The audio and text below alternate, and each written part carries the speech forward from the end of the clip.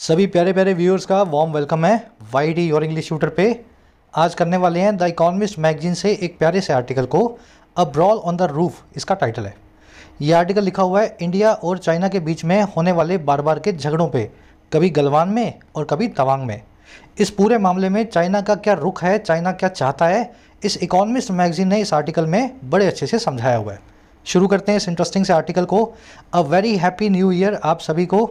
नए साल की शुरुआत मेरे साथ पूरे जोश के साथ में करें। जो भी आप करना चाह रहे हैं इस साल पूरे मन से करेंगे, साल के अंत तक कामयाबी आपको मिल जानी चाहिए।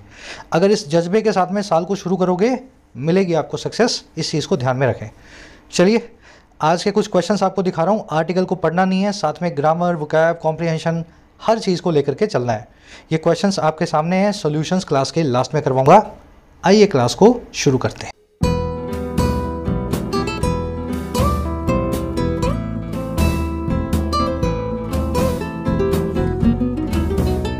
ऑलराइट, कह रहे जी अ ब्रॉल ऑन द रूफ। कुछ स्टूडेंट सोच रहे होंगे कि सर इकोनॉमिस्ट क्यों पढ़ाए जा रहे हैं, द हिंदू क्यों नहीं पढ़ा रहे हैं। तो द हिंदू आपको मिलने लगेगा कल से। एक वीक के लिए मैं छुट्टियों पे था, परिवार के साथ वापस आ चुका हूँ। एक दिन मुझे और दें रेगुलराइज करने के लिए अपने शेड्यूल को। कल से द हिंदू के एडिटोरियल्स को पढ़ना शुरू करेंगे, समझ गए। देखिए ब्रॉल का मतलब होता है झगड़ा, और कैसा झगड़ा, हाथापाई वाला। इसको बिकरिंग, फ्रैकस, व्रैंगल या कॉल या ऑल्टरकेशन भी बोलते हैं।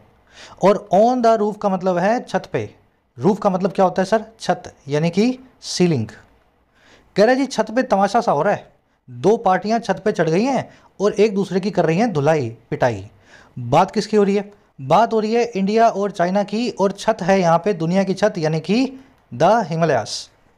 हिमालय इतने ऊंचे हैं कि छत के जैसे ही हैं। दुनिया के किसी भी एरिया के लिए अगर छत देखनी हो तो सबसे ऊंची छत है हिमालयास। तो कह रहे हिमालय की पहाड़ियों में, कभी अरुणाचल में, कभी तवांग में, कभी लद्दाख में, दोनों पार्टियां चाइना और इंडिया ब्रॉल कर रही हैं, छत पे लड़ाई कर रही हैं। समझ गए इसके टाइटल को, ब्रॉल वर्ड समझ गए ना, मार पिटाई को बोलते हैं। कॉल और फ्राकस इसके अच्छे सिनोनिम्स हैं। चलिए अब इसके टाइटल पैराग्राफ को देखते हैं क्या कहना चाह रहा है। कह रहे the more Himalayan trouble India faces the closer it gets to the west. कह रहे जितनी ज़्यादा, द मोर, हिमालय में ट्रबल इंडिया फेस करता है। हिमालयन ट्रबल का मतलब क्या है, हिमालय में होने वाली परेशानियां। भाई चाइना और इंडिया का जो झगड़ा है वो हिमालय में ही होता है। यूपी में बलिया में आकर के या जैसलमेर में तो झगड़ा होता नहीं है। सारा झगड़ा वहीं पे है, भूटान में, उत्तराखंड में, है ना, उसी एरिया के आसपास, कभी दोखलम में। तो कह रहे जितनी ज़्यादा ट्रबल, जितनी ज़्यादा हिमालय में ट्रबल इंडिया फेस करता है, इंडिया चाइना को सहता है, उतना ही नज़दीक, उतना ही क्लोजर ये गेट्स होता है किसके, द वेस्ट के, यानी कि पश्चिमी देशों के। चाइना से जितना झगड़ा होता है अमेरिका, फ्रांस और यूके से, उतनी हमारी दोस्ती बढ़ जाती है। आगे बात समझ में। अब ये एक अंग्रेज़ों की लिखी हुई मैगजीन है, तो अंग्रेज़ों का ऐसा मानना है भारत और चाइना के मामले में। सेंटेंस की स्ट्रक्चर आप देखेंगे, इंडिया आपका सब्जेक्ट है, फेसिस इसकी वर्ब है, इट सब्जेक्ट है, गेट्स इसकी वर्ब है। द वेस्ट यहाँ पे बता रहा है डब्ल्यू बड़ा रख के और द आगे लगा के सभी पश्चिमी देशों को। वैसे तो वेस्ट का मतलब होता है पश्चिम दिशा, है ना, लेकिन द वेस्ट का मतलब होता है द प्लस में डब्ल्यू बड़ा, सभी के सभी पश्चिम देश जो बहुत ज़्यादा पैसे वाले हैं, बहुत ज़्यादा पावरफुल है, यूके, यूएस, है ना। चलो अब एक ग्रामर का कॉन्सेप्ट करवाएंगे आपको, बहुत ही प्यारा कॉन्सेप्ट है, ढंग से समझोगे तो एक बार में समझ में आ जाएगा। इंग्लिश में इस स्ट्रक्चर को कभी ब्रेक नहीं करना है हमें।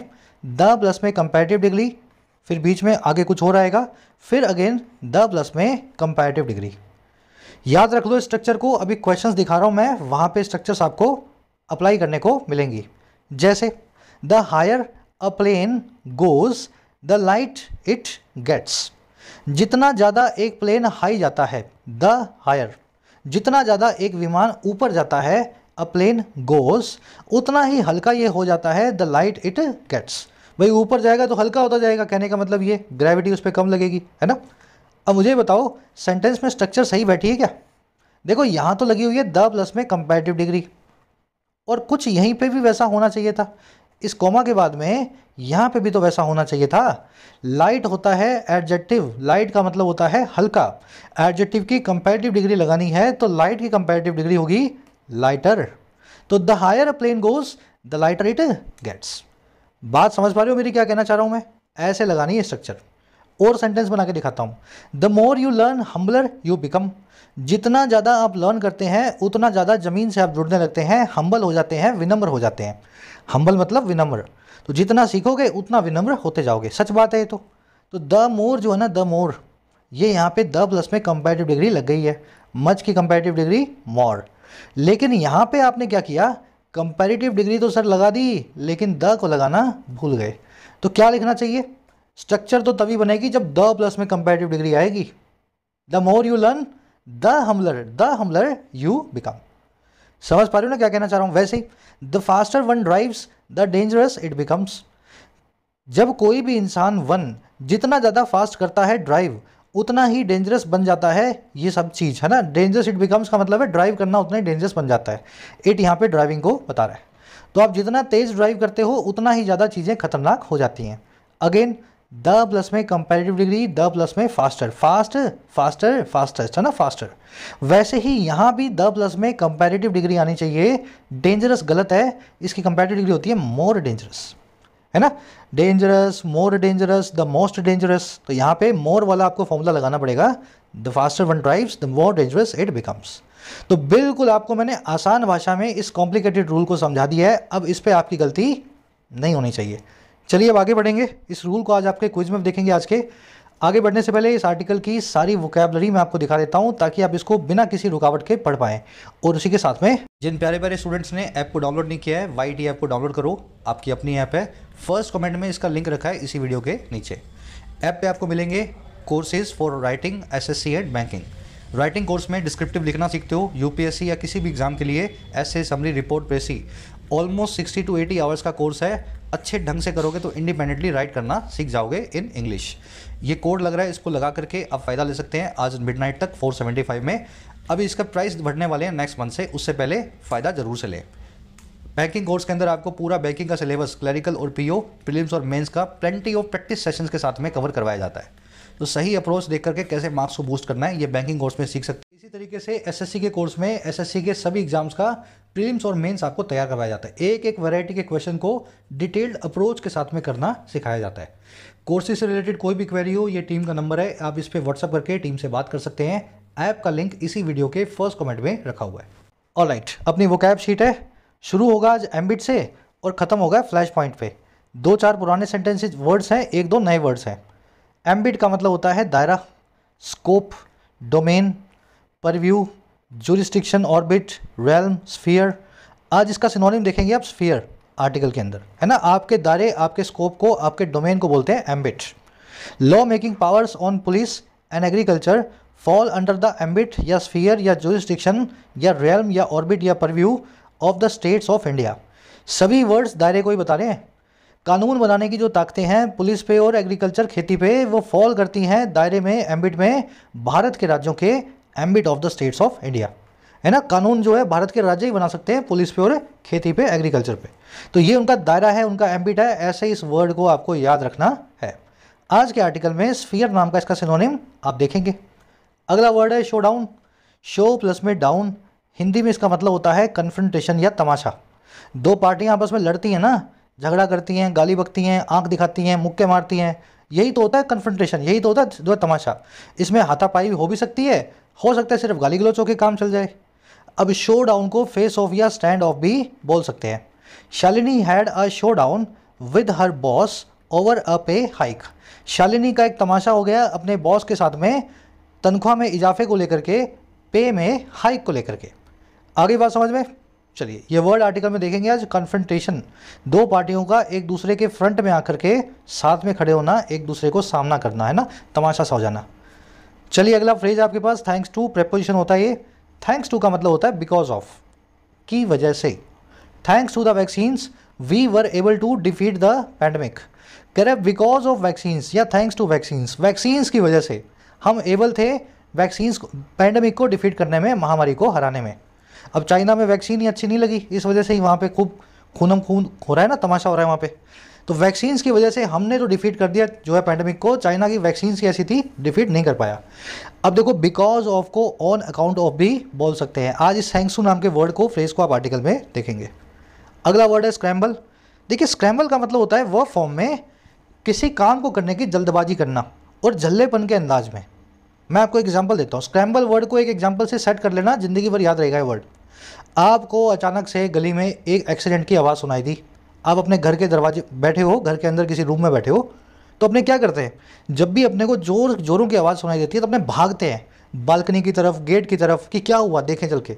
तो उसमें क्या होता है, अपने स्क्रैम्बल करते हैं, रास्ते में किसी चीज़ को पाँव मारते हुए जाएंगे, एक चप्पल शायद पहनी होगी, एक ना भी पहनी हो। इस तरह की जो जल्दबाजी होती है ना, जिसमें आप झल्लेपन के साथ जल्दबाजी करते हो, बस भागते हो, उसी को बोलते हैं अंग्रेजी में स्क्रैम्बल करना। Several Afghan nationals were seen scrambling towards the airport to leave the country. कई सारे अफगान के नागरिक देखे जा सकते थे, वर सीन थे, स्क्रैम्बल करते हुए, जल्दबाजी करते हुए एयरपोर्ट की तरफ, और क्यों, कंट्री को लीव करने के लिए। तो रश, मेक हेस्ट, सभी इसके सिनोनिम है, स्क्रैम्बल नाम का वर्ड आर्टिकल में आएगा। अगला वर्ड है अवर्स। अवर्स का मतलब होता है परहेजी। परहेजी, जिस भी चीज़ से आप परहेज करते हैं उस चीज़ के लिए आप अवर्स हैं। मैं एग्जांपल देता हूँ, most successful people are averse to change. ज़्यादातर अनसक्सेसफुल लोग जो हैं, नाकामयाब लोग जो हैं, वो परहेजी होते हैं चेंज के। ज़िंदगी में और अपने आप में कोई इंप्रूवमेंट, कोई बदलाव ना लाने वाला आदमी ही अनसक्सेसफुल कहलाता है। आई बात समझ में।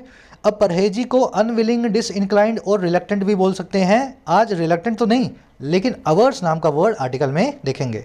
याद रखना, जिस भी चीज़ के लिए आप परहेजी होते हैं, रिलक्टेंट, अनविलिंग, डिसइंक्लाइंड या जो भी होते हैं, अनविलिंग होते हैं, आप वर्ड लगाते हैं उसके बाद में preposition to. I am reluctant to attend this marriage, we are disinclined to go there, she is averse to helping us. अरे बात समझ में। टू प्लस में नाउन या वर्ब के आईएनजी फॉर्म, टू इसके साथ में फिक्स है, परहेज के साथ में। चलिए एक नया वर्ड है आपके लिए, फ्रेजल वर्ब है, ट्रिकल डाउन। ट्रिकल डाउन क्या होता है, देखो ये एक आदमी है, ठीक है, आदमी तो नहीं बना, चलो अच्छा बना देता हूँ मैं, याद रहेगा ना आपको। ये एक आदमी है, यहाँ पे इसके माथे पे पानी की बूंद पड़ी और वो क्या करेगी, सरकती सरकती सरकती सरकती यहाँ तक आएगी। कोई भी चीज़ जब ऊपर से सरकती हुई नीचे आती है ना, उसको बोलते हैं ट्रिकल डाउन। आ रही है बात समझ में। From top to bottom flow करने की प्रक्रिया कहलाती है ट्रिकल डाउन। अब इस आदमी की पानी की बूंद से इसको कंपेयर नहीं करना है। मान लीजिए सरकार ने टॉप पे 100 रुपये रखे गरीबों के लिए, तो नीचे आते आते नीचे आते आते नीचे आते आते इंडिया में वो 10 रुपये रह जाते हैं। तो अपने बोलते हैं कि ट्रिकल डाउन इफेक्ट सरकार की एड का होता है कि 100 से 10 रुपये रह जाते हैं, है ना, ऊपर से नीचे आना धीरे धीरे सरकते हुए, इस प्रक्रिया को बोलते हैं ट्रिकल डाउन। तो benefit of most social welfare schemes fail to trickle down to the poor. जो लाभ हैं, जो फायदे हैं ज़्यादातर समाज के वेलफेयर की स्कीम्स के, लोगों की भलाई की स्कीम्स के, वो नाकामयाब रहते हैं लोगों तक रिस्क के पहुंचने में, गरीब लोगों तक ट्रिकल डाउन करने में, ऊपर ही रह जाते हैं, सबके पास गरीब आदमी तक फ़ायदा नहीं पहुंचता। अब डिटेल में करवाया तो याद रहेगा हमेशा, ट्रिकल डाउन करना क्या होता है आज के आर्टिकल में आएगा। चलिए अब लास्ट वर्ड है फ्लैश पॉइंट। देखिए flash point, breaking point, boiling point, melting या टर्निंग पॉइंट, ये वो पॉइंट होता है जहाँ से चीज़ों में आग लग जाती है। समझ रहे हो, जैसे पानी का जो बॉइलिंग पॉइंट है ना, उस बॉइलिंग पॉइंट के बाद पानी भाप बन जाएगा। फ्लैश का मतलब होता है आग लगना, वैसा पॉइंट जब किसी चीज़ में आग लग जाए, एक ऐसी चीज़, एक ऐसा मामला जिससे एक बड़ा डिस्प्यूट पैदा होता हो, उसको बोलते हैं फ्लैश पॉइंट। जैसे आपने मुझसे 5 मजाक किए, मैंने कुछ नहीं बोला, 6वां मजाक आपका इतना बुरा लगा मुझे कि मैंने 5 का बदला आपसे ले लिया, 4-5 आपके थप्पड़ जड़ दिए। तो आप बोल सकते हो कि 6वां पॉइंट जो था ना, वो अमन सर का फ्लैश पॉइंट था। बात आ रही है समझ में। एग्जाम्पल दे रहा हूँ आपको मैं, है ना, जहाँ से चीज़ें बिगड़ना शुरू हो जाती है, जहाँ सहन शक्ति की सीमा खत्म हो जाती है, बड़ा मामला शुरू होता है, उसी पॉइंट को फ्लैश, ब्रेकिंग, मेल्टिंग या बॉइलिंग पॉइंट बोलते हैं। Russia Ukraine war is a dangerous flash point for a small scale nuclear war. Russia Ukraine का जो वॉर है एक बहुत ही खतरनाक सा फ्लैश पॉइंट है एक छोटे स्केल की न्यूक्लियर वॉर का। यहीं से न्यूक्लियर वॉर का जो है शुरू हो सकती है। चलिए 6-7 वर्ड से डिटेल में करवा दिए। अब आ जाओ आर्टिकल पे, एक समरी आपको देंगे, आर्टिकल किस बारे में लिखा हुआ है आपको पता लगे। देखिए आज का जो आर्टिकल है ना, चाइना के लिए लिखा हुआ है कंसर्न्ड टोन में। चाइना के लिए चिंतित है, परेशान है। कैसे? ये आर्टिकल बता रहा है कि चाइना ने इंडिया को बहुत ट्रबल देने की कोशिश की हिमालयन रीजन में LAC के ऊपर, कभी दोकलाम में, कभी तवांग में, कभी जो है गलवान में। लेकिन हर मामले में चाइना ने इंडिया को जहां अपनी पावर दिखानी चाहिए, इंडिया ने बड़े अच्छे से हर मूव का जवाब दिया। और उल्टे इन सारी हरकतों की वजह से चाइना की इंडिया आज USA, फ्रांस और जर्मनी का दोस्त बने बैठा है। तो इस पूरे मामले में चाइना ने अपने एग्रेशन से इंडिया को खो दिया है और अपना खुद का नुकसान करवाया है, खिलाड़ी पे पाँव दे करके। तो कंसर्न टोन में लिखा हुआ आर्टिकल है, चाइना की नाकामयाबी बता रहा है, चाइना की एग्रेसिव पॉलिसी की वजह से। समझ में आ गया? चलो, अब अपना आर्टिकल लिखा नहीं हुआ इंडियन मीडिया का, ये आर्टिकल है यूके की मीडिया का, है ना। तो देखो वो कैसे इस पूरे मामले को देखते हैं। चलिए, कह रहा है the most likely flash points in Asia are generally thought to be the Taiwan Strait, the South China Sea and the Korean peninsula.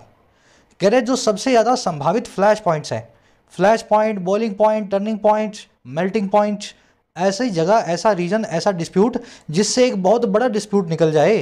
कह रहे सबसे ज़्यादा संभावित डिस्प्यूट वाले जो पॉइंट्स हैं, वॉर के जो पॉइंट्स हैं, कह रहे जो है एशिया में, वो हैं जनरली थॉट टू बी, सोचे जाने वाले, आर जनरली थॉट, ऐसा सोचे जाते हैं।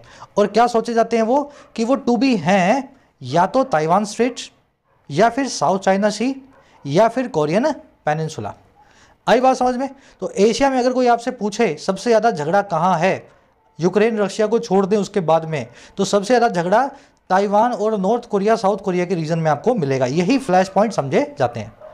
फ्लैश पॉइंट्स आपका सब्जेक्ट है, आर थॉट इसकी वर्ब है।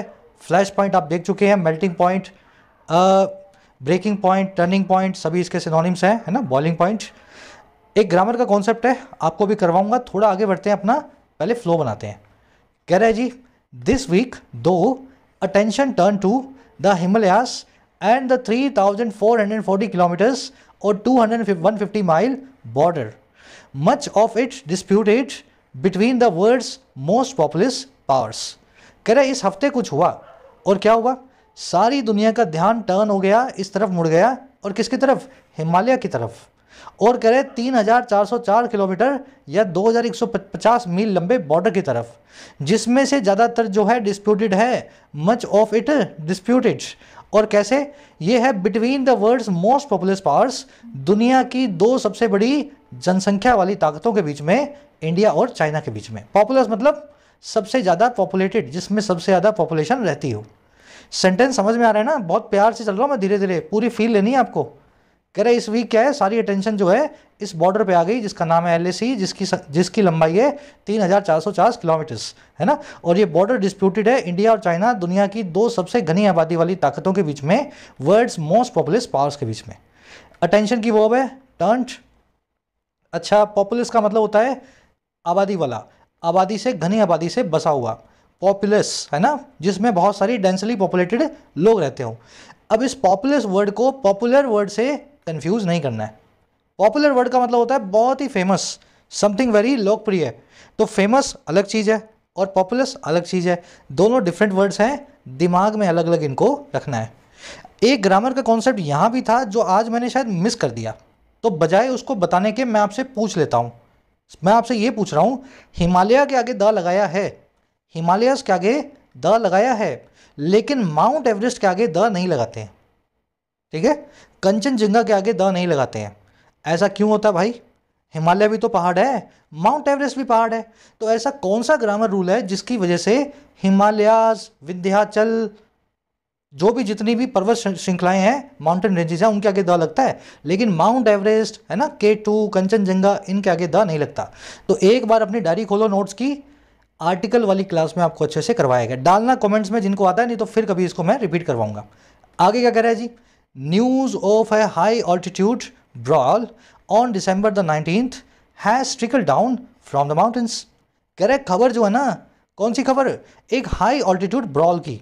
ब्रॉल का मतलब होता है झगड़ा, ऑल्टरकेशन, कॉल, हाथापाई, और हाई ऑल्टीट्यूड का मतलब है बहुत ही ऊंची, हाई ऑल्टीट्यूड यानी ऊंचाई पे।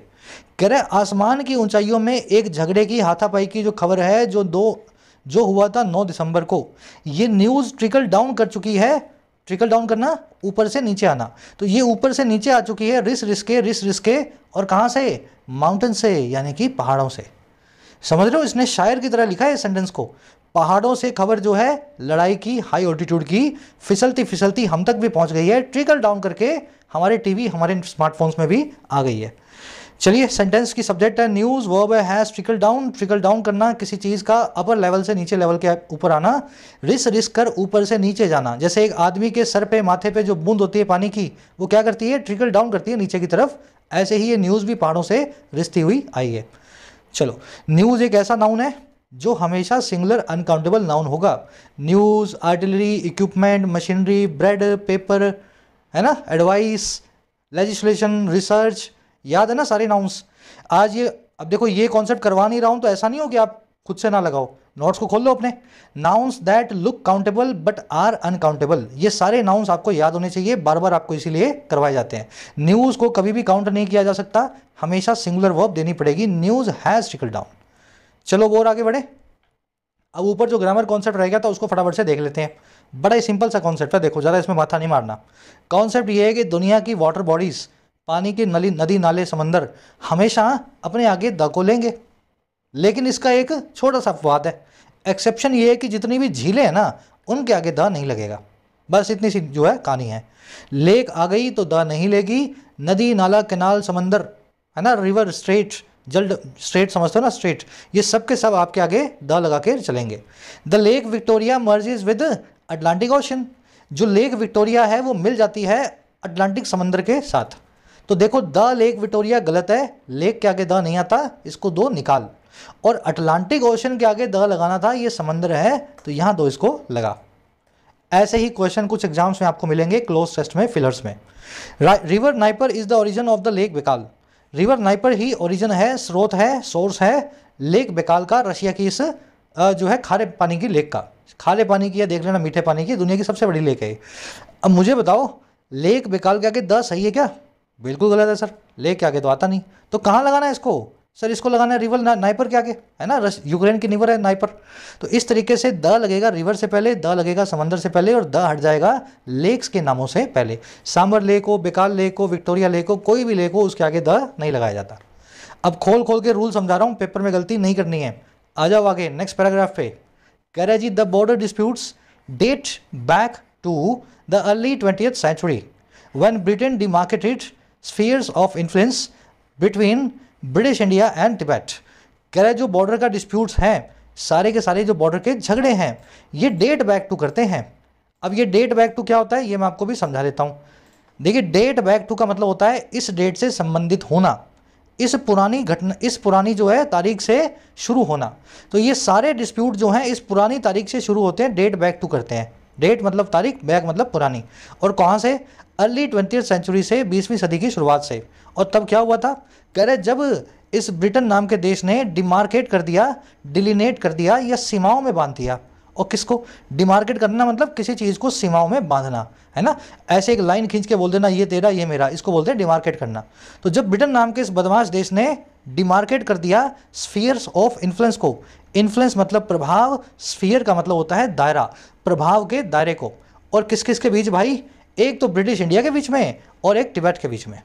तो ब्रिटेन नाम के देश ने क्या है कि एक LAC नाम के बॉर्डर को बनाया था, दोनों ही कंट्रीज़ के इन्फ्लुएंस, स्फीयर ऑफ इन्फ्लुएंस को अलग अलग किया था। भारत का जो ब्रिटिश इंडिया था जिससे ब्रिटिश का राज था, और तिब्बत नाम का देश जो कभी आज़ाद हुआ करता था 1956 से पहले। डिस्प्यूट्स की वर्ब है डेट, ब्रिटेन की वर्ब है रिमार्केट। डिमार्केट, डिलिनेट, लिमिट, किसी चीज़ को सीमाओं में बांधना, डिवाइड करना, सेपरेट करना। चलो और आगे बढ़ते हैं। कह रहा है at the western end of the frontier India claims Aksai Chin an area under Chinese control in the Xinjiang region. कह रहा है इस लाइन में दिक्कत ये है कि वेस्टर्न एंड जो है, पश्चिमी सिरा जो है इस मोर्चे का, कह रहा है वहाँ पे इंडिया दावा ठोकता है, क्लेम करता है अक्साई चीन नाम की जगह को। कह रहा है एक ऐसा एरिया है जो चाइना के कंट्रोल में है, और कहाँ पे? शिंगजियांग रीजन के अंदर। समझ में आ गया? इंडिया की वो है क्लेम्स। अक्साई चीन वही है जो चाइना ने हमसे 71-72 की लड़ाई के अंदर हमसे छीन लिया था, 61 की लड़ाई के अंदर, 62 की लड़ाई में हमसे छीन लिया था। कह रहे in the eastern sector China claims the whole of the Indian state of Arunachal Pradesh as historical part of Tibet. कह रहा अगर ईस्टर्न सेक्टर की बात करें, वेस्ट में तो ठीक है, कश्मीर के आसपास तो ये हो गया आपका एरिया अक्साई चीन वाला, लद्दाख के आसपास। ईस्टर्न सेक्टर में चाइना क्लेम करता है पूरे के पूरे इंडियन स्टेट ऑफ अरुणाचल प्रदेश को, और कैसे? एक ऐतिहासिक जो है टुकड़े के तौर पे तिब्बत के। हिस्टोरिकल मतलब ऐतिहासिक, जो हिस्ट्री से रिलेटेड हो। तिब्बत इस कंट्री का नाम है, अपने तिब्बत बोल देते हैं हिंदी में, लेकिन असली नाम अंग्रेजी में इस कंट्री का है तिब्बत। चलो और आगे बढ़ते हैं। कह रहे 60 years ago India and China fought a नेस्टी war over the disputed line. कह रहे 60 साल पहले आज से इंडिया और चाइना ने फाइट किया, चाइना एंड इंडिया फॉट एक गंदी वॉर को, नेस्टी वॉर को, बुरी जंग को, इस डिस्प्यूटेड लाइन के ऊपर, इस झगड़े वाली LAC नाम की रेखा के ऊपर। समझ में आ गई बात? चाइना इंडिया की वर्ब है फॉट, फाइट की सेकंड वर्ब फॉट। कह रहा it ended with India humiliated by the People's Liberation Army. कह रहा ये वॉर ख़त्म हुई, इट एंडेड, और कैसे ख़त्म हुई भाई? इंडिया के ह्यूमिलेट होने के साथ ही, इंडिया के धूल चाटने के साथ ही, और किसके द्वारा? पीपल लिबरेशन आर्मी के द्वारा, चाइना की फ़ौजों के द्वारा। चाइना की फ़ौज को बोलते हैं पीपल लिबरेशन आर्मी। अब क्योंकि ये आर्टिकल इंग्लैंड में लिखा गया है तो ऐसे वर्ड्स ये यूज़ करेंगे, इंडिया वॉज ह्यूमिलेटेड, जो कि एक सच्चाई भी है। इंडिया काफ़ी बुरे से हारा था, और हारने को ही किसी जंग में ह्यूमिलेट होना बोलते हैं। चलो आगे बढ़ते हैं। कह रहा है in the decade since confrontations have often taken place. कह रहे तब से ही कई डेकेड्स जो हो गई हैं, कई दशक जो बीत गए हैं, तब से ही, इन द डेकेड सेंस, कह रहे पिछले 6 दशकों में कई कन्फ्रंटेशंस, कई बवाल, कई फेस ऑफ, कई स्टैंड ऑफ अक्सर टेक प्लेस करते रहे हैं। उन्होंने टेक प्लेस किया है, have often take place, taken place. Take place करना, किसी घटना का घटित होना।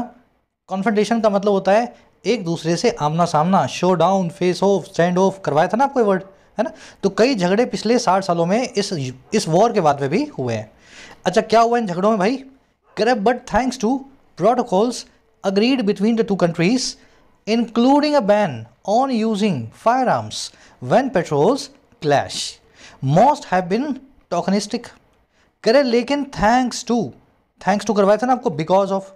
कह रहे लेकिन बिकॉज ऑफ या थैंक्स टू ऑन प्रोटोकॉल्स के, प्रोटोकॉल मतलब नियम, और कह रहे कौन से प्रोटोकॉल्स? जो अग्रीड बिटवीन हैं, जो अग्री किए गए हैं बीच में, और किन के बीच में? द टू कंट्रीज, इन दोनों देशों के बीच में। कह रहा है ऐसे प्रोटोकॉल्स की वजह से, थैंक्स टू दीज प्रोटोकॉल्स, अब बीच में बता रहा है वो प्रोटोकॉल है क्या। कह रहा है जिसमें शामिल है एक पूरे तरीके से बैन यूज़ करने पे बंदूकों को, राइफल्स को, फायर आर्म्स को, जब जब दोनों देशों के पेट्रोल जो हैं, पेट्रोल का मतलब होता है गश्ती दल। कह रहे जब जब दोनों देशों के जो गश्ती के दल हैं क्लैश भी करते हैं, आपस में भिड़ते भी हैं। कह रहे इन प्रोटोकॉल्स की वजह से, कह रहे मोस्ट जो भी कॉन्फेडरेशन है ना, उनमें से ज़्यादातर जो हैं वो रही हैं, हैव बीन टोकनिस्टिक। देखिए टोकनिस्टिक का मतलब क्या होता है? एक ट्रेलर के जैसा, बिल्कुल जब कोई चीज़ हो लेकिन उसका ट्रेलर ही आपको देखने को मिले, टोकन ही आपको देखने को मिले, पूरी चीज़ कभी देखने को ना मिले, वो कहलाती है टोकनिस्टिक। इसको ऐसा भी बोल सकते हैं लिप सर्विस, बस कहने भर का ही झगड़ा है, पर अगर आप देखोगे तो एक्चुअल में दोनों देशों में झगड़ा कभी ठीक से हुआ ही नहीं पिछले 60 सालों में, क्योंकि हथियार तो यूज़ कर नहीं सकते। समझ में आ रही है ना क्या कहना चाह रहा है? ऐसे प्रोटोकॉल्स बनाए हैं दोनों कंट्रीज़ ने, कितना भी झगड़ा हो जाए बंदूकों का इस्तेमाल नहीं किया जा सकता। तो जो भी झगड़े होते हैं वो टोकनिस्टिक या छोटे मोटे होते हैं। चलिए पेट्रोल्स की वर्ब है क्लैश। ये पेट्रोल जो है ये है PATROL, इसका मतलब होता है गश्ती दल। रात को पुलिस घूमती है ना, पेट्रोलिंग करती है आपके शहर में, आपके एरिया में, एक मोहल्ले में, कि कोई चोर उचक्का ना घूम रहा हो। ये PATROL है। जो आप अपनी एक्टिवा में, अपनी गाड़ी में और अपने 4 व्हीलर में भरवाते हो वो PATROL होता है। ये पेट्रोल है, ईंधन होता है, ये PATROL है, ये गश्ती दल है। तो दो अलग वर्ड्स हैं, आपस में कंफ्यूज नहीं करना है। ये छोटी छोटी चीज़ें बहुत काम की हैं। ए लगा है या ई लगा है, वर्ड का मीनिंग बदल जाएगा उससे। मोस्ट की वर्ब है हैव बीन, थैंक्स टू मतलब बिकॉज ऑफ या ओविंग टू या ऑन अकाउंट ऑफ। टोकनिस्टिक का मतलब है छोटा मोटा, जो पूरा ट्रेलर जैसा, जो ट्रेलर ही हो, पूरी फिल्म जैसा ना हो। कह रहा है जी अब आगे क्या हुआ? कह रहा है जी आगे that change in 2020 when the remote Galwan Valley in Ladakh in the western sector saw that a terrible melee that left 20 Indian and 4 Chinese soldiers dead. कह रहे ये सब बदल गया, दैट चेंज्ड, ये जो ऊपर हो रहा था ना छोटे मोटे विवाद, ये सब बदल गए जब 2020 में रिमोट गलवान वैली में, रिमोट का मतलब है दूर दराज का, इसके लिए एक वर्ड है हिंटरलैंड, याद होगा आपको शायद, हिंटरलैंड। तो दूर दराज की एक वैली में जिसका नाम है गलवान, जो है लद्दाख में वेस्टर्न सेक्टर के अंदर, कह रहे उसने देखा एक बहुत ही बुरे मिली को। मिली का मतलब होता है लाठी भालों की जंग, ऐसी जंग जिसके अंदर कोई बंदूक यूज़ ना हुई हो, इधर से लाठी, उधर से पत्थर, इधर से मुक्का, है ना, हाथ पांव जो चला करके होने वाली लड़ाई। जब इसने एक बहुत ही खराब ऐसी हाथापाई को देखा जिसने छोड़ दिया 20 इंडियन और 4 चाइनीज जवानों को डेड। आगे बात समझ में? तो 2020 से पहले सब छोटा मोटा था, 20 के बाद में खून खराबा बढ़ने लगा। दैट की वर्ब है चेंज्ड, गलवान वैली की वर्ब है सॉ। मिली मैंने आपको बता दिया, एक ऐसा मुकाबला, एक ऐसी लड़ाई जिसमें जंग होती है लेकिन हाथों की होती है, हथियारों की नहीं होती है, फायर आर्म्स यूज़ नहीं होते हैं, लकड़ी, तलवारें, पत्थर, समझ गए, मुक्के, ये सब चल जाएंगे विदाउट फायर आर्म्स। दैट की वॉर बाय लेफ्ट, दैट आया है मिली के लिए, इस जंग के लिए। अब इंडिया के 20 मरे थे, चाइना के 40 मरे थे, 50 मरे थे, वो तो नहीं लिखा, लेकिन जो चाइना का नैरेटिव है उसको सपोर्ट कर दिया इन्होंने। चाइना की सरकार तो ये बोलती है कि हमारे 4 मरे थे, है ना, वही बात ये लिख रहा है। आगे कह रहा है जी आर्टिकल, आगे कह रहा है the latest incident was in the eastern sector near Tawang in which several hundred PLA soldiers, many times the usual patrol size, are said to have charged across to the Indian side of an agreed disputed area। कह रहे जो latest incident हुआ, भाई ये तो 2020 का था, गलवान वाला, अप्रैल का है ना, कोरोना के वक्त का। कह रहे जो लेटेस्ट इंसिडेंट हुआ है, नया नया जो मामला आया है, वो था ईस्टर्न सेक्टर में अरुणाचल प्रदेश के पास, तवांग नाम के शहर के पास। कह रहे जिसके अंदर कई सैकड़ों PLA के जो सोल्जर्स थे, PLA मतलब people liberation army of China, यानी चाइना के सोल्जर्स, सैकड़ों चाइनीज सोल्जर्स जो हैं, जो कई गुना थे नॉर्मल पेट्रोल साइज के, चाइना के नॉर्मल गश्ती के दल के। कह रहे वो कहे जाते हैं, आर साइड वो बताए जाते हैं कि वो चार्ज कर चुके हैं, चार्ज अक्रॉस कर चुके हैं। चार्ज अक्रॉस करना मतलब चहलकदमी करके दूसरे के जो है हिस्से में घुस जाना, चार्ज अक्रॉस करना। तो ये चहलकदमी करते हुए घुस गए, चार्ज अक्रॉस कर गए, और किस तरफ, इंडिया की साइड में।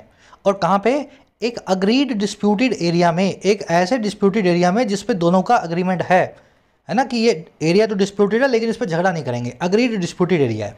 और ये भाई कैसे घुसे सब चाइना के जवान, carrying taser and spied clubs, carry करते हुए, अपने साथ ले जाते हुए बिजली के झटके देने वाली मशीन यानी टेजर को, और स्पाइक्ड क्लब्स को, ऐसे बेसबॉल बैट्स को, ऐसे क्लब्स को जिन पे कांटे लगे हुए थे, स्पाइक्स लगे हुए थे। आई बात समझ में? सेंटेंस की आत्मा निकाल लो, उसके बाद ग्रामर में घुसा करो। मीनिंग निकालना सबसे इंपॉर्टेंट है, सही मीनिंग वो भी। तो लेटेस्ट इंसिडेंट यही था, चाइना के कई सैकड़ों जवान बताए जाते हैं, आर सेड पैसिव वॉइस में, कि वो चार्ज कर चुके हैं, चार्ज अक्रॉस करके घुस चुके हैं इंडिया की तरफ, एक डिस्प्यूटेड एरिया में जो अग्रीड है, जिस पे दोनों कंट्रीज़ का एग्रीमेंट बना हुआ है, और घुसे हैं हाथ में टेजर और स्पाइड क्लब्स को लेकर के, बिजली के झटके मारने वाली मशीन और कांटे लगे नुकीले बेसबॉल बैट्स के साथ। चलिए और क्या हुआ इसके साथ साथ, कह रहे जी well prepared Indian troops pushed them back but with injuries on both sides. कह रहे पहले से ही अच्छे से तैयार जो इंडिया की फौजें थी, उन्होंने उनको पुश बैक किया, धक्का मार के अपनी जगह भेजा। कह रहे लेकिन इंजरीज के साथ में, चोटों के साथ में, दोनों ही तरफ ऑन बोथ साइड्स। ट्रूप्स की वॉर में पुश्ड। चलो और आगे बढ़ते हैं। पुश, ट्रूप का मतलब होता है फौजी, है ना, फौजियों को ही ट्रूप्स बोला जाता है। अब बता रहा है कि इस पूरी स्ट्रेटेजी से चाइना को क्या नुकसान हुआ और चाइना ऐसा कर क्यों रहा है। कह रहे जी though the details of such incidents are always contested, the Galwan fracas appear to represent a direct Chinese challenge to the status quo. कह रहे दो, हालांकि जो डिटेल्स हैं इन सभी इंसिडेंट्स की, चाहे गलवान का हो, चाहे तवांग का हो, चाहे डोकलाम का हो, कह रहे हमेशा ये डिटेल्स कंटेस्टेड होती हैं, हमेशा ये डिटेल्स डिस्प्यूटेड होती हैं। इंडिया बोलता है चाइना के 45 मरे, चाइना बोलता है नहीं नहीं 4 ही मरे। तो कॉन्टेस्ट इन पे डिस्प्यूट हमेशा रहता ही रहता है, इन डिटेल्स पे, ऐसे झगड़ों की। कह रहे फिर भी कितना भी डिस्प्यूट हो, फिर भी कह रहे जो गलवान फ्रैकस है, जो गलवान में हुई जंग है ना, जो लड़ाई झगड़ा था, वो दिखाई देता था, अपीयर था कि वो रिप्रेजेंट करे एक सीधे सीधे चाइना के चैलेंज को, जो है स्टेटस को लेकर के, यथास्थिति को लेकर के।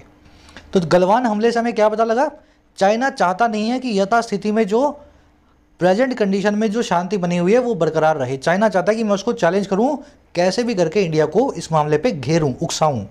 डिटेल्स की वर्ब है आर, फ्रैकस की वर्ब है अपीयर्ड।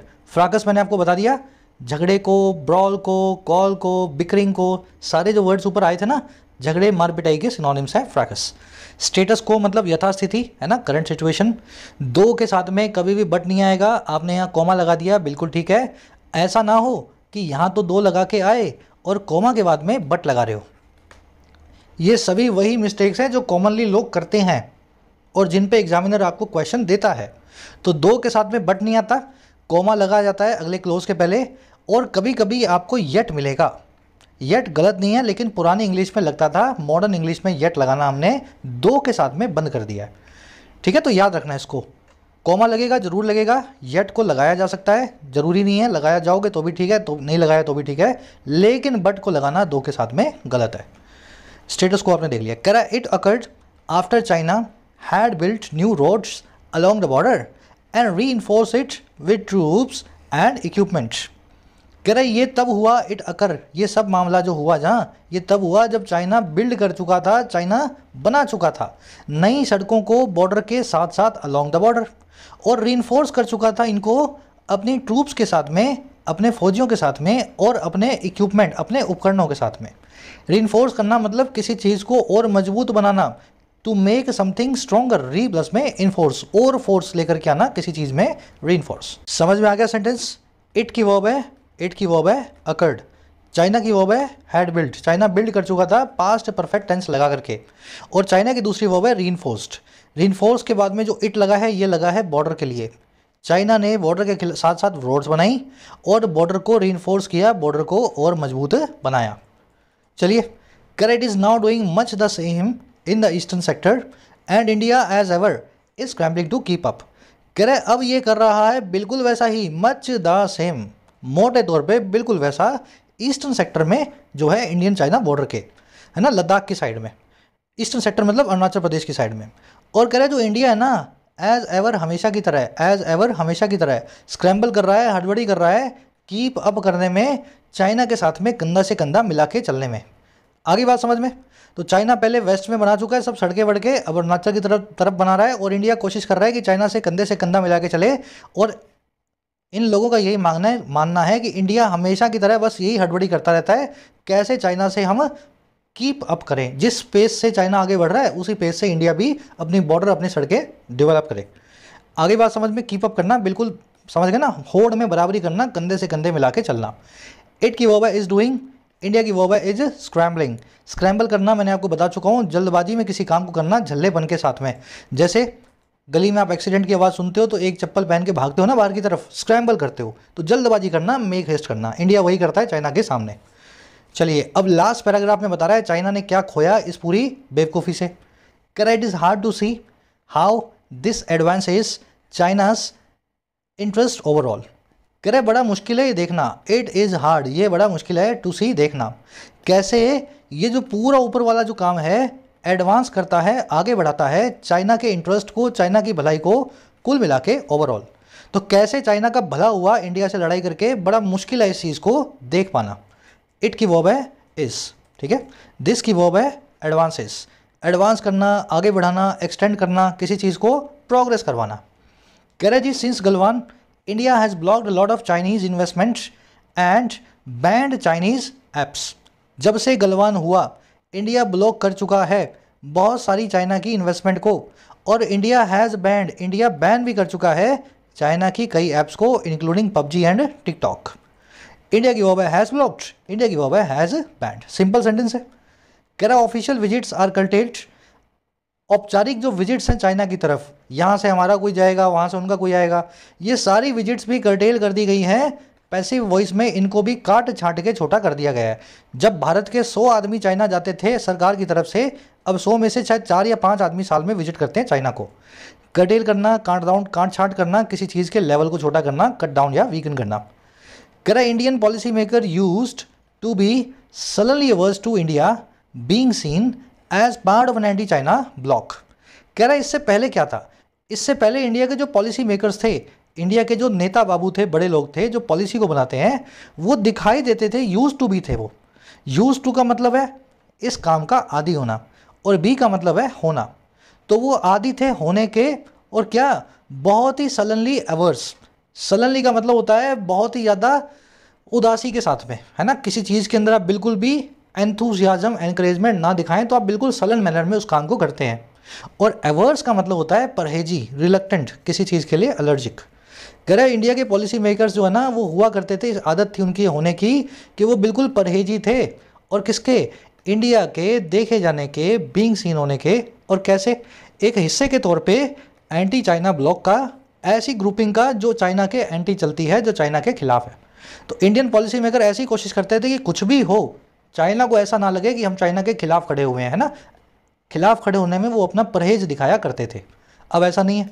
पॉलिसी मेकर्स की वर्ब है यूज्ड टू, ये आप जानते हैं, आपकी पुरानी आदत को बताता है। पास्ट की कोई ऐसी हैबिट हो जो आप करते रहते हो, I use to sleep late, मैं रात में देरी से सोया करता था।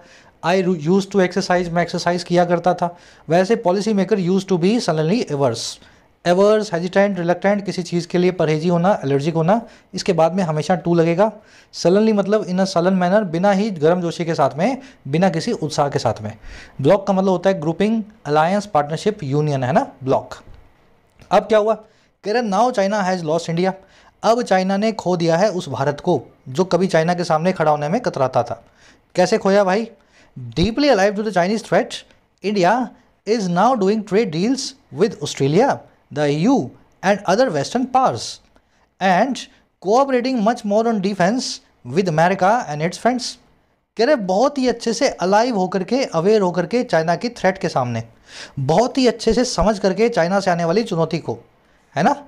पास्ट पार्टिसिपल फ्रेज है ये, डीपली अलाइव, पार्टिसिपल फ्रेज ही मान लो, पास्ट तो नहीं मानेंगे, अलाइव यहाँ पे एडजेक्टिव है।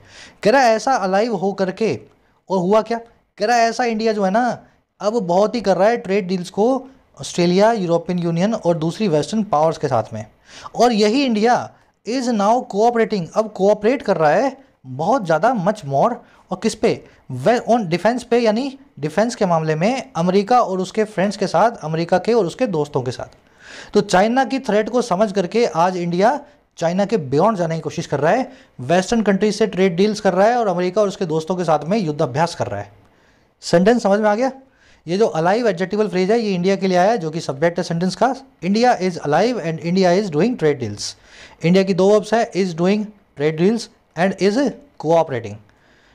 और कुछ देखने वाला इसमें नहीं है, बहुत सिंपल सा सेंटेंस है ये, है ना।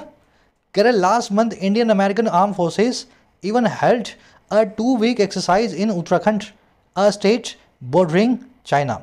कह रहे पिछले ही महीने इंडिया और अमेरिका की आर्म फोर्सेज ने, दोनों देशों के फौजों ने यहाँ तक कि होल्ड किया, ऑर्गेनाइज किया एक 2 वीक की एक्सरसाइज को, और कहाँ पे, उत्तराखंड नाम के इस शहर में, इस जो है स्टेट में।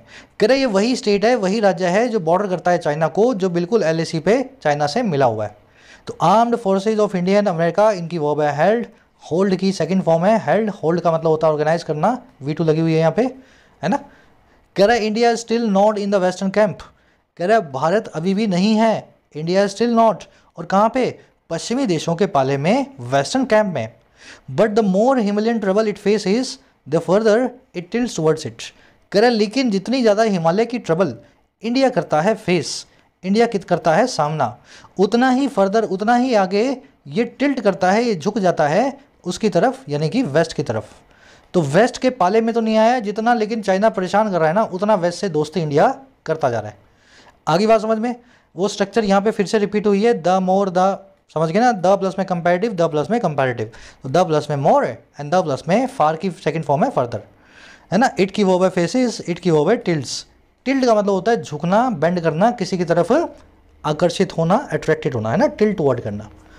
रैप अप करें आज के सेशन को, इंटरेस्टिंग आर्टिकल था, कल से द हिंदू पढ़ना शुरू करेंगे प्रोबेबली, है ना। अब आ जाओ आज के क्विज़ पे, इस आर्टिकल को सॉल्व करेंगे, क्विज़ को सॉल्व करेंगे। पहला क्वेश्चन, देखो ये क्विज़ है ना, ये PO लेवल का बना दिया मैंने मेंस का, या जो SSC का मेंस अभी आने वाला है, जो किसी ने देखा नहीं है, बिल्कुल उसी लेवल का मैं बना रहा हूँ। तो ये क्वेश्चन जो आप देख रहे हो फर्स्ट और सेकंड, ये आसान नहीं है, थोड़ा दिमाग आपको इन्वेस्ट करना पड़ेगा। कह रहा है अकॉर्डिंग टू द ऑथर, इस कहानी के आर्टिकल के हिसाब से जो कन्फ्रंटेशंस थी गलवान और तवांग में, वो क्या रिप्रेजेंट करती हैं, क्या रिप्रेजेंट करती हैं, कौन से एस्पेक्ट को रिप्रेजेंट करती हैं चाइना की व्यूज़ को जो वो इंडिया को लेकर के रखता है। तो ये दोनों झगड़े गलवान तवांग वाले चाइना के कौन से एटीट्यूड को इंडिया की तरफ बताते हैं। तो भाई पहला एटीट्यूड चाइना का ये है कि China is trying to test India's patience, China कोशिश कर रहा है इंडिया के पेशेंस को, इंडिया के पेशेंस क्या होता है भूल गया मैं ना, आपका अंदर का जो होता है ना पेशेंस, उसको टेस्ट करने की कोशिश कर रहा है चाइना। दूसरा, China is seeking to alienate India from the west, China कोशिश कर रहा है कि इंडिया को एलिनेट करे, एलिनेट का मतलब होता है किसी को दूर करना, चाइना कोशिश कर रहा है कि इंडिया को वेस्टर्न कंट्रीज से वो दूर कर दे। तीसरा, China is seeking to push India towards the west, China चाहता है कि इंडिया वेस्ट की तरफ चला जाए। और या फिर चौथा, China is trying to challenge the status quo at the Indo China border, China कोशिश कर रहा है चुनौती देने की स्टेटस को यथास्थिति को इंडो चाइना बॉर्डर के ऊपर। तो आपको क्या लगता है चाइना इन चारों में से किस चीज़ को करना चाह रहा है। तो मेरे ख्याल से समझदार को इशारा काफ़ी है, आर्टिकल आपने पढ़ा है, एक बार कोशिश करो जो आपको लगता है उसके हिसाब से। फर्स्ट कमेंट में आंसर डाल रहा हूँ, वहाँ से मैच कर लेना है ना मेरे आंसर से अपने आंसर को। चलिए नेक्स्ट है, which of the following region is not considered a flash point in Asia. लिख देता हूँ इसके आगे। इनमें से कौन सा रीजन एक फ्लैश पॉइंट नहीं कंसीडर्ड होता है एशिया के अंदर? किस रीजन को आप फ्लैश पॉइंट नहीं मानते हैं? यूक्रेन के डॉनबस रीजन को, कोरियन पेनिनसुला को, ताइवान स्ट्रेट को, या साउथ चाइना सी को? आर्टिकल आपने पढ़ा है तो आर्टिकल के हिसाब से कौन फ्लैश पॉइंट नहीं है उसको आपको चूज़ करना है। ये थोड़ा आसान है। तीसरे चौथे में 2 एरर्स मिलेंगी। एरर्स कहाँ मिलेंगी मैं आपको थोड़ा सा आइडिया दे देता हूँ। एक एरर आपको मिल सकती है पैसिफिक ओशन नाम के वर्ड के आसपास, दूसरी एरर मिल सकती है आपको इस स्ट्रक्चर की वजह से। अब देखो आप खुद कर सकते हो ना, इतना बताने के बाद कोशिश तो करो। चलो पांचवें में आपसे वन वर्ड पूछा है, एक पॉइंट या इशू जिससे एक बड़ा डिस्प्यूट इमर्ज हो सकता है, ऐसे पॉइंट को अंग्रेजी में क्या कहते हैं, है ना, वन वर्ड में। तो भाई इसके 4-5 वन वर्ड करवा चुका हूँ मैं, एक भी लिख दोगे तो भी आंसर बन जाएगा। बाकी फर्स्ट कमेंट में डाल रहा हूँ सारे वन वर्ड, चेक कर लेना वहाँ से। 6th में फिलर है, India has surpass China in terms of being the world's most populous या most popular nation with population of 1.4 billion people. India ने सरपास कर दिया है, पीछे छोड़ दिया है चाइना को इस रूप में, इन टर्म्स में, जो है होने की दुनिया की सबसे ज़्यादा पॉपुलस या पॉपुलर नेशन 1.4 बिलियन की आबादी के साथ में, 140 करोड़ लोगों के साथ में। अब भाई इतने तो समझदार आप हो कि पॉपुलर में से किस वर्ड को चूज़ करोगे, दोनों के बीच का डिफरेंस आपको करवा चुका हूँ। क्विज आसान नहीं है लेकिन मैं एक्सपेक्ट कर रहा हूँ फिर भी 6 में से 4 मार्क्स, पता नहीं क्यों। बाकी देखते हैं, कमेंट में बताना कितने मार्क्स आपको मिले। फर्स्ट कमेंट में मेरे आंसर से अपना मैच कर लो और फिर बताना, है ना, 6 मिले कि 4 मिले कि 2 मिले। चलिए मुलाकात होगी नेक्स्ट क्लास में। कल से द हिंदू करने वाले हैं, अंटिल देन प्रोबेबली करेंगे, है ना। थोड़ा सा मेरे को शेड्यूल बनाने दो, थोड़े लंबे हॉलीडे से आया हूँ मैं, थका भी हुआ हूँ। कल से प्रोबेबली मैं द हिंदू को आपको जो है कंटिन्यू। कोर्सेज अवेलेबल हैं ऐप पे, जाके फ़ायदा ले सकते हो। टाइम रहते ही कोर्सेज का फ़ायदा लेना है, ऐसा ना हो लास्ट मोमेंट पे आकर के आप मैसेज करें सर 15 दिन रह गए, 1 महीना रह गया। अभी जब वक्त है पढ़ने का तो पढ़ाई पे पूरा ध्यान दो। कंटेंट सारा अवेलेबल है एप्लीकेशन पे, राइटिंग का, एसएससी का और बैंकिंग का। ऐप को जाओ, कमेंट सेक्शन से डाउनलोड करो, फर्स्ट कमेंट से लिंक रखा है। कोई भी क्वेरी हो, ये नंबर है व्हाट्सएप का, टीम से आप मैसेज करके बात कर सकते हैं व्हाट्सएप पे।